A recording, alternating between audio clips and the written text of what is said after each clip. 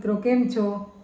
તો આજે હું એક રેસીપી બનાવવા જઈ રહી છું, તો એની વિશે હું તમને વાત કરવાની છું કે આજે હું જે બનાવવા જઈ રહી છું તે આપણા ગુજરાતની પરંપરાગત નાસ્તો છે.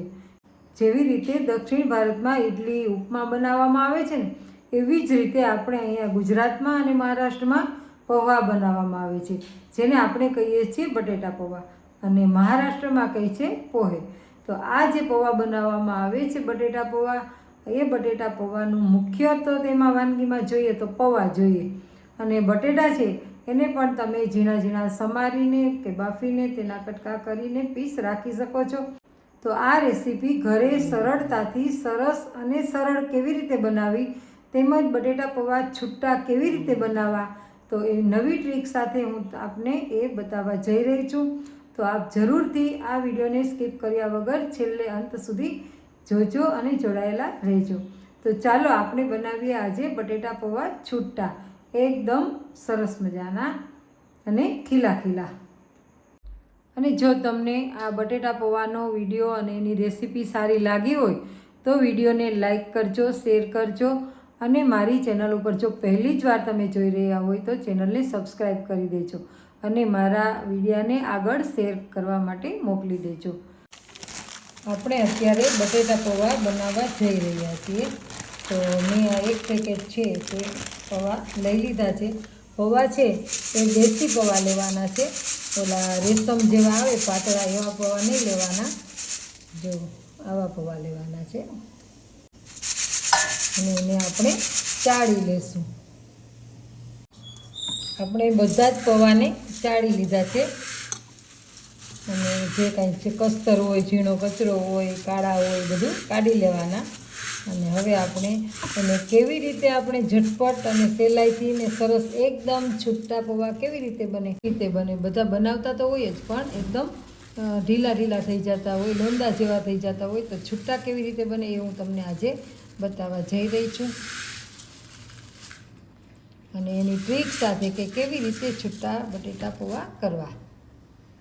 હવે આપણે પૌવાને એક ચાયણામાં લઈ લીધા છે, એટલે કે જારો છે ભાતનો, અને એ ભાતિયામાં આપણે આ લઈ લીધા છે, અને ભાતિયું કહેવાય, જારો કહેવાય, જે કયો એમાં લઈ લીધા છે કાણા, અને તેને તરત જ ધોઈ લેવા, અને વધારાનું પાણી છે એ કાઢી નાખવા અને ચાયણીમાં રાખી દેવા.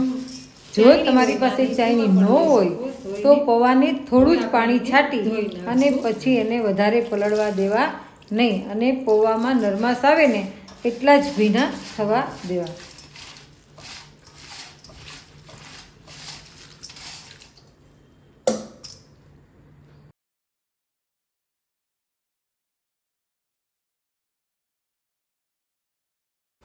હવે જો આપણા આ પૌવા છે એ ધોવાઈ ગયા છે, તો એને આપણે સારી રીતે પોળા કરી દઈશું. થોડી વાર આવી રીતના પોળા કરી અને રાખી દઈશું. જો તમે પાણીમાં નાખીને ધોવો ને તો એકદમ તરત જ ઓલા થઈ જાય, એટલે આવી રીતે ધોવો ને તો એકદમ છૂટા છૂટા રહે. ઘણા તપેલામાં સીધું પાણી નાખી દે અને પછી કાઢે ત્યાં નીચેના હોય એ ગળી જાય. હવે થોડી વાર પછી આપણે આ પૌવામાં છે ને નમક નાખી દઈશું.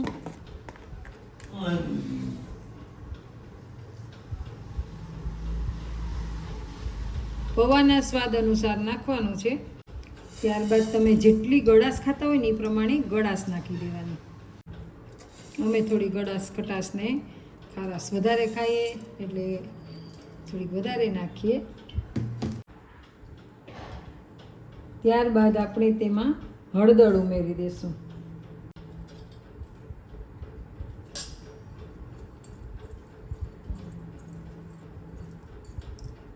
તેમજ લાલ મરચું પાવડર, જો તમારે ખાતા હોય ને તો લીલા મરચાં વધારે નાખતા હોય તો કંઈ નાખવાની જરૂર નથી, પણ અમે લાલ મરચું પાવડર ઉમેરીએ છીએ, એટલે લાલ મરચું પાવડર પણ આ પૌવામાં નાખી દેવાનું. જેવું તીખું ખાતા હોય ને એ પ્રમાણે નાખવાનું. અને એવું છે કે જો તમે બાળકોના નાસ્તા માટે થઈને આ પૌવા બનાવતા હોય તો તેમાં તમે ગાજર છે ઝીણું સમારીને, લીલા વટાણા છે, કેપ્સિકમ ઝીણું સુધારીને તમે અંદર ઉમેરી શકો છો.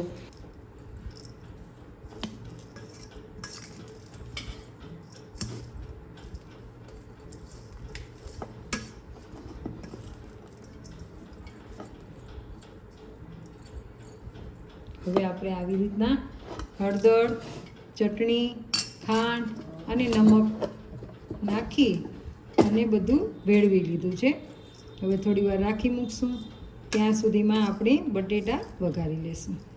તો બટેટા પણ મેં 4 થી 5 છે એ બાફવા મૂકી દીધા છે. એટલે હવે આપણે તેની છાલ ઉતારશું.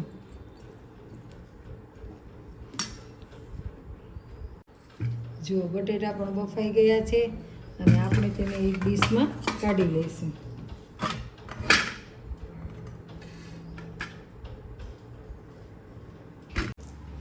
હવે આપણે બટેટાની છાલું ઉતારી લીધી છે અને આપણે નાના નાના પીસ કરી લેશું. જો તમે નાના પણ કરી શકો અને મોટા પણ કરી શકો. બટેટા છે ને એકદમ બહુ નહીં બાફવાના, એકદમ રાડ થઈ જાય તો અંદર ગળી જાય તો બટેટા પૌવા છૂટા ના થાય. અને તમે ઝીણા ઝીણા સુધારીને પણ વઘારી શકો. કાચા બટેટા તેલમાં પહેલાં વઘારી લેવાના. હવે આપણે આવી રીતના સુધારી લઈશું. હવે આપણે બટેટાના પીસ કરી લીધા છે અને ત્યારબાદ આપણે 3 ટમેટાં નાખ્યા છે એટલે ઝીણા સમાર્યા છે. તમે તમારી ચોઈસ મુજબ જેટલા નાખવા હોય એ પ્રમાણે સુધારી શકો છો. અને આ છે એ લીલા મરચાં છે એ સુધાર્યા છે અને આદું છે. આ આદુને ખમણીને પણ નાખી શકો છો અને કટકી કરીને પણ નાખી શકો છો. અને લીંબુ છે, લીંબુ સ્વાદ અનુસાર તમે નાખી શકો છો. અને લીમડો લીધો છે. આપણે એમાં તજ, લવિંગ ને એવું કંઈ નાખતા નથી કેમ કે ઘરમાં બધાને ભાવતું નથી એટલે હું નાખતી નથી. તો ચાલો હવે આપણે એનો વઘાર કરી લેશું. હવે આપણે ગેસ ઉપર તપેલું મૂકી દઈશું અને તેમાં પૌવા બટેટા માટે થઈને તેલ નાખશું. તેલ એવું છે કે તમે જેટલું ખાતા હોય એ પ્રમાણે નાખવાનું. થોડું ઘણું વધતું ઓછું ખાતા હોય તો મેં આટલું તેલ ઉટકળે નાખ્યું છે. જો ડુંગળી ખાતા હોય તો પહેલાં ડુંગળી પણ વઘારવાની. આપણે તેલ આવી ગયું છે એટલે એમાં જીરું નાખી દેશું.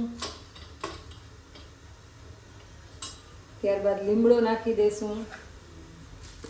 એમાં તમે લાલ સૂકા મરચાં પણ નાખી શકો પણ નથી નાખતી.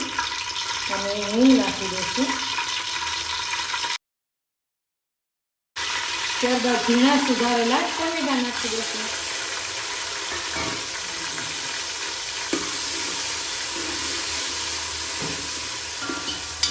અને થોડી વાર તેને ચડવા દઈશું. ગળી ગયા છે તમે જોઈ શકો છો. તો તેમાં આપણે હવે આદુ અને મરચાંની કટકી છે તે ઉમેરી દઈશું. અને જો તમે વિવિધતા માટે બનાવવાના હોય અને ચાવી શકતા હોય તો તમે એમાં દાડમના દાણા અને મગફળીના દાણા પણ ઉમેરી શકો છો. લીંબુ એડ કરી દેશું.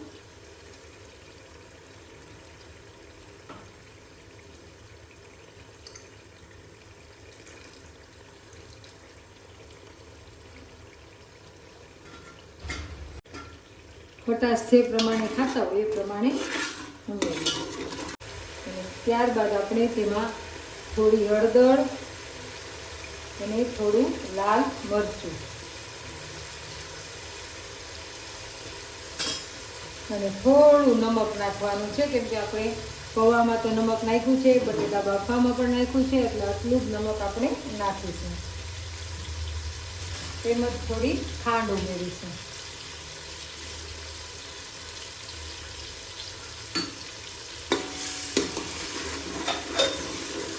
આમાં તમે કાજુ, બદામ એની પણ કતરણ કરી અને આમાં ઉમેરી શકો છો.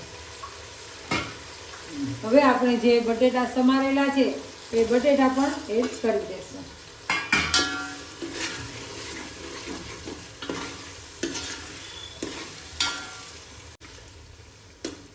અને ત્યારબાદ હવે આપણે જે પૌવા છે એ પૌવાને પણ ઉમેરી દઈશું.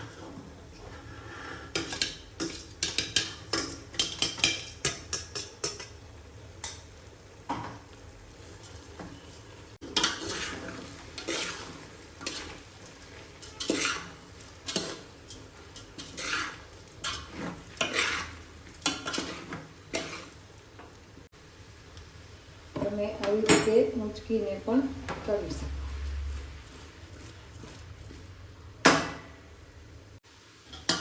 તો આપણા બટેટા પૌવા થઈ ગયા છે તૈયાર.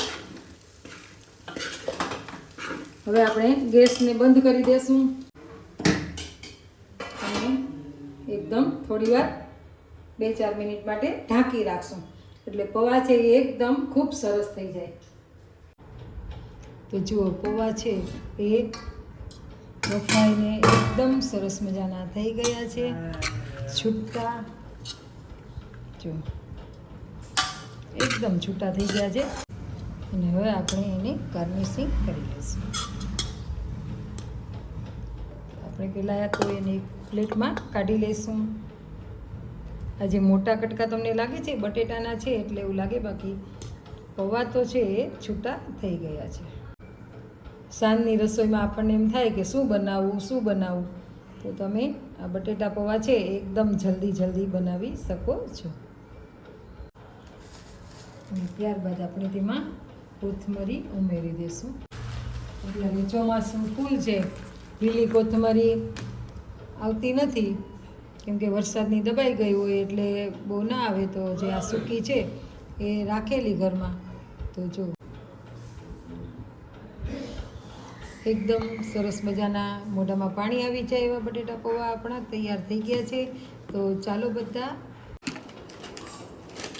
આપણે એમાં સેવ નાખી અને ગાર્નિશિંગ એ કરી લેશું. જો તમને સેવ ભાવે તો નાખવાની, નહીંતર એને સ્કીપ કરી શકો છો તમે. તો તમને આ બટેટા પૌવા કેવા લાગ્યા કોમેન્ટમાં જરૂરથી જણાવજો. અને આ રેસીપી મારી જો પસંદ આવી હોય ને તો વિડીયોને લાઇક કરજો, શેર કરજો, અને મારી ચેનલ ઉપર પહેલી જ વાર આવ્યા હોય તો ચેનલને સબસ્ક્રાઈબ કરી દેજો. ફરી મળીશું નવા રેસીપી સાથે અને નવા વિડીયો સાથે. ત્યાં સુધી બધાને જય શ્રી કૃષ્ણ.